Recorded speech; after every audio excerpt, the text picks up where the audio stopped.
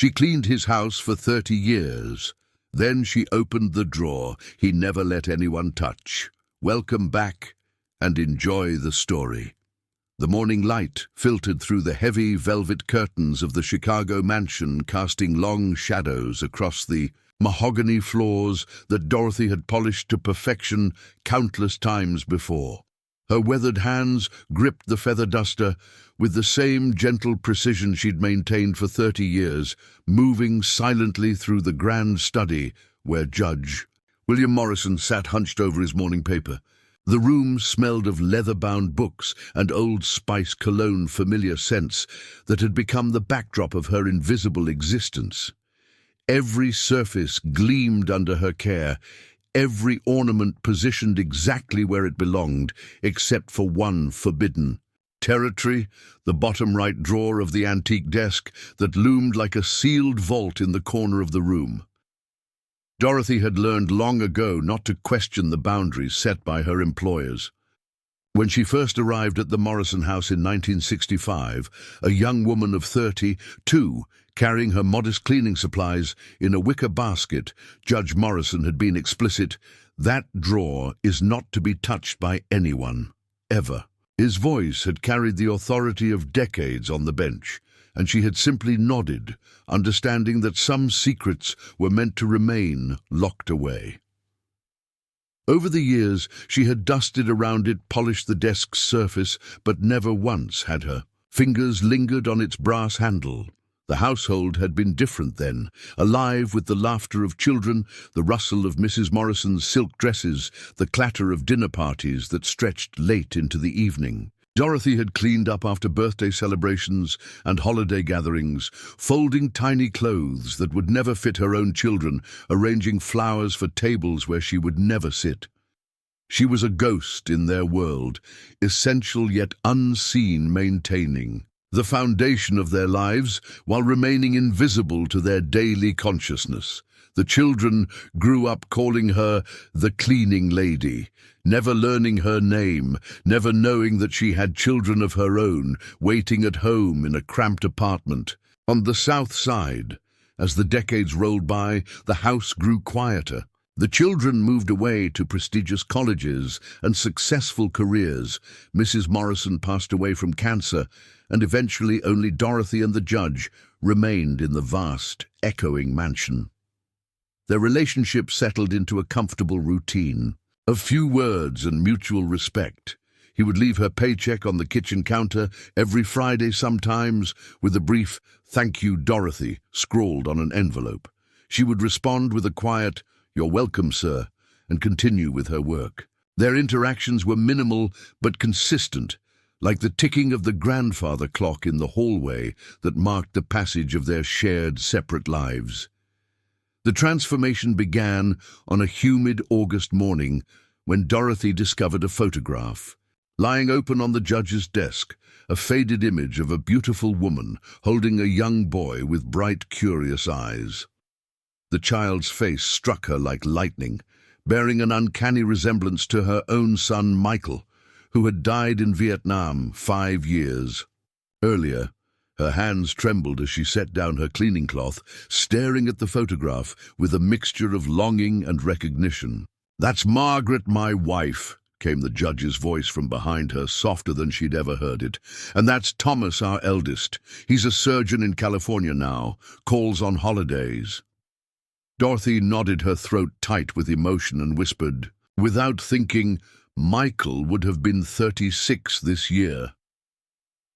It was the first time she had ever spoken of her personal life in that house, and the first time Judge Morrison had truly looked at her, not as the cleaning lady, but as a woman carrying her own profound grief. What followed was an unexpected season of connection. Judge Morrison began leaving books on the kitchen counter, poetry collections, novels, art books, with pages marked by small pieces of paper.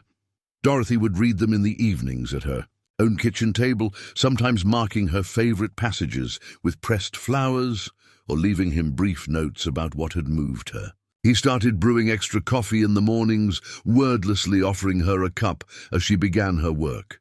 Their conversations remained sparse but meaningful, touching on literature loss and the strange ways that two solitary people could find comfort in parallel loneliness. For the first time in 30 years, Dorothy felt seen in that house, not just as a pair of hands that cleaned and organized, but as a person with thoughts, feelings, and experiences worth acknowledging. But would this newfound connection be enough to overcome the challenges that lay ahead? The changes in Judge Morrison became noticeable gradually, like the slow fading of photographs left too long in sunlight. Dorothy first noticed him misplacing his reading glasses, then forgetting appointments, then calling her Margaret on particularly difficult mornings. She found him one dawn standing barefoot in the garden, looking confused and lost, asking where his wife had gone. The doctor's diagnosis was swift and devastating, early-stage dementia progressing faster than anyone had hoped.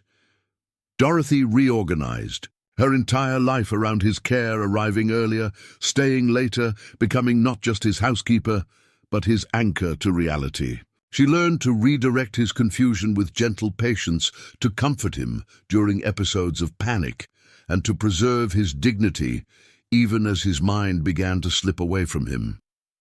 Their quiet companionship deepened into something more profound, a caregiving relationship built on decades of trust and mutual recognition. The phone call came on a grey October morning, disrupting the careful routine Dorothy had established. Thomas Morrison, the son from the photograph, was flying in from California to assess the situation.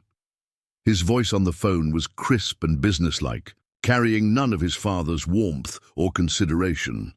When he arrived 3 days later, tall and impatient in his expensive suit, he surveyed the house with the calculating gaze of someone evaluating assets rather than a family home. "Who is this woman?" he asked his father, gesturing dismissively toward Dorothy as she served afternoon tea. "She's been here for 30 years, Judge Morrison replied, his voice gaining strength in defense of her. "She knows this house better than anyone." But Thomas had already made up his mind, speaking over his father's protests about nursing facilities and the impracticality of maintaining such a large house for one confused old man. Have you ever experienced or known someone who has experienced something similar to Dorothy's situation?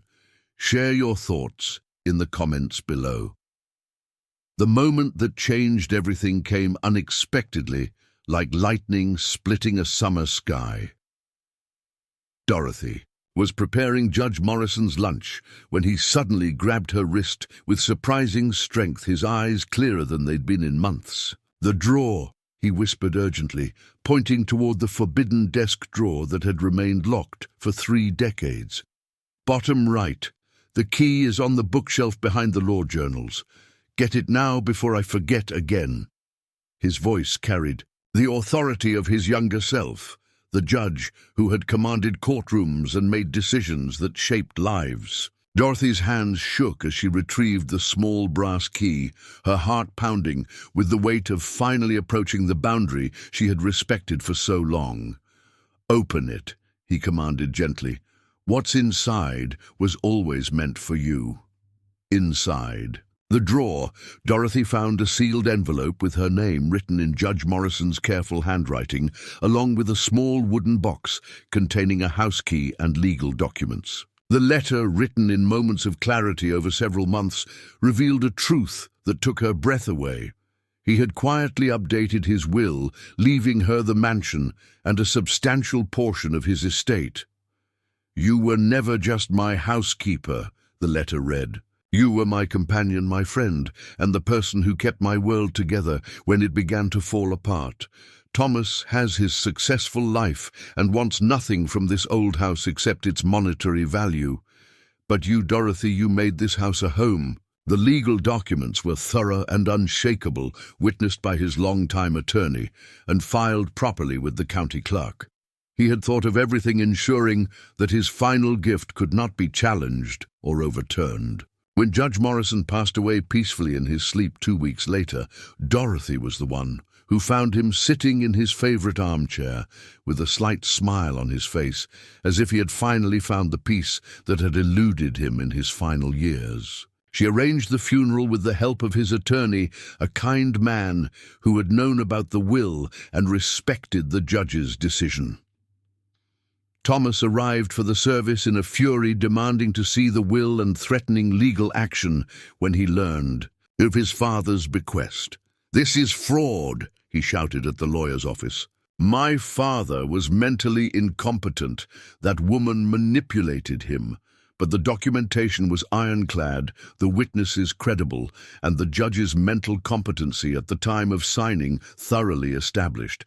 Thomas hired expensive lawyers and contested the will for months, but every challenge was met with solid legal ground that his own father, the experienced judge, had carefully prepared. The legal battles were exhausting, but Dorothy found strength she didn't know she possessed. For 30 years she had been silent, invisible, accepting whatever treatment came her way without complaint.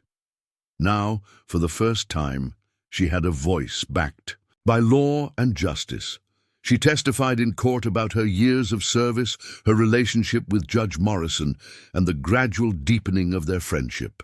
The attorney who represented her, inspired by the story of loyalty and recognition, took her case pro bono, arguing passionately that Judge Morrison's final act was not charity but justice, recognizing someone who had given 3 decades of faithful service and genuine care. The judge presiding over the case, moved by the testimony and the thoroughness of Morrison's legal preparations, ruled decisively in Dorothy's favor. Victory tasted different than Dorothy had imagined.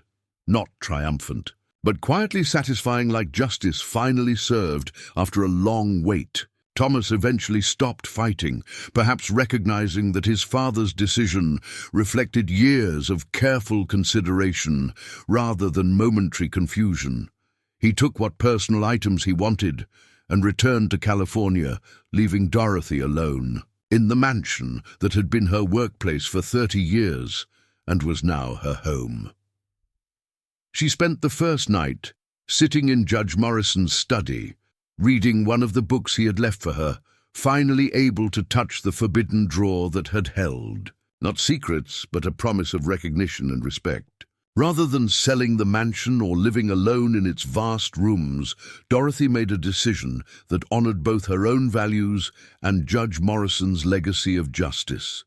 She transformed the house into a sanctuary for elderly domestic workers who, like herself, had spent their lives caring for others, only to find themselves forgotten and displaced in their golden years. Morrison House became a beacon of hope, providing dignified housing and community for women who had given their lives in service to others. Dorothy established it as a non-profit, funded by Judge Morrison's bequest and donations from supporters who were moved by her story. Each resident contributed what they could, cooking, gardening, sharing stories, creating a chosen family bound by shared experiences and mutual respect. Dorothy lived another 15 years in Morrison House, watching it grow into a thriving community that served dozens of women and became a model for similar programs across the country. She kept Judge Morrison's study exactly as it had been, with the forbidden drawer now standing open, containing not secrets, but symbols of recognition.